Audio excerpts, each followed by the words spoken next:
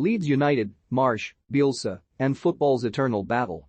Leeds United's results have started to turn around since Jesse Marsch replaced Marcelo Bielsa, but the fans don't seem to have taken to the new coach. Some managers come to represent something greater than the sum of their skills, and replacing them is a thankless task. When Marcelo Bielsa was sacked by Leeds United with the team apparently sliding inexorably toward the Premier League's relegation places, it was clear that the club's hierarchy had made their decision prior to the 4-0 home defeat to Spurs, which proved to be the trigger for the final decision. This was their fourth consecutive loss, during which they'd conceded a horrifying 17 goals. Bielsa was, and remains, adored in Leeds. That run had included matches against Liverpool, Manchester United and Spurs, and Leeds have had horrendous luck with injuries this season. But at the point at which that trigger was pulled, it was possible to see both sides of that argument. That Bielsa did get the club into the Premier League after too many years away, and that he represented something that cuts deeper with fans than any results ever could, but also that the financial cost of relegation would be enormous and that, having taken 16 years to get back to the top flight, the club should do everything it could to try to preserve that status.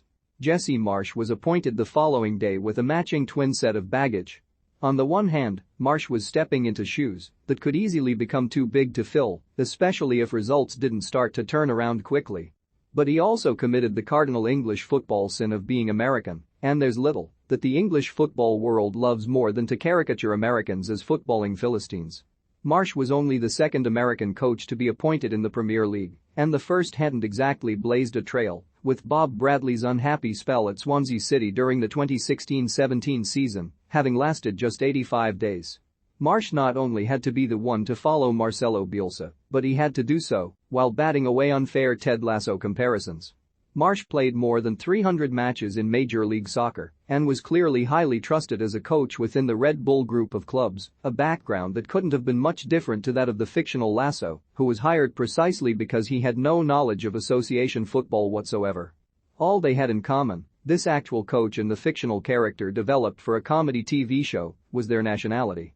Leeds United had been in this position before. When Don Revie, the man who effectively built the club that we know today, quit Elland Road for the England job in 1974, Leeds appointed Brian Clough to replace him, a decision so disastrous that it resulted in a movie, The Damned United. Clough was obviously a square peg in a round hole at Leeds, and his early departure from the club was almost guaranteed from his first training session. But how would Marsch fare in following the other truly iconic manager in the history of Leeds United? The good news for Marsch is that he has now at least passed the 44 days that Clough lasted at Elland Road. There will be no live televised debate between him and Marcelo Bielsa. And after a slow start, he has started to turn the team's fortunes around on the pitch. Leeds have taken 10 points from their last 4 matches, and although the opposition for this run has been modest in comparison with the run which finally toppled his predecessor, Norwich, Wolves, Southampton, and Watford, the Watford win was extremely comfortable after their required stoppage time winners against both Norwich and Wolves, and the club's Premier League position is considerably more secure. While Leeds remain in 16th place in the table, they've been in 15th, 16th or 17th since the start of October. They are now 9 points clear of the relegation places with 6 to play. It's true to say that both of the teams below them do have 2 games in hand each, but anybody who's seen Everton or Burnley play recently will already know that these 2 clubs are far from certain to pick up points from games in hand. Leeds aren't safe yet, but that gap was 2 points when Marsch was appointed.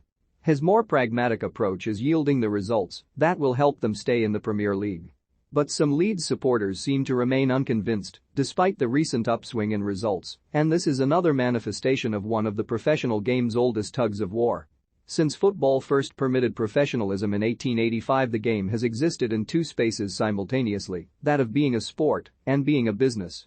Every step of the way as football has developed, this push and pull has been present, from the near schism that was caused over amateurism, resulting in the home nations missing the first 3 World Cups, to last year's protests against a proposed European Super League.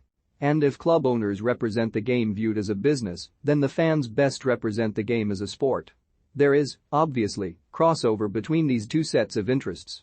On the business side, there remains an acknowledgement that football needs a beating heart if it is to continue to be viable as a business, while fans do recognize that, within the structures that have grown around the game over the last 140-odd years, this whole shebang has to be paid for, and that consequently clubs have to be run as businesses.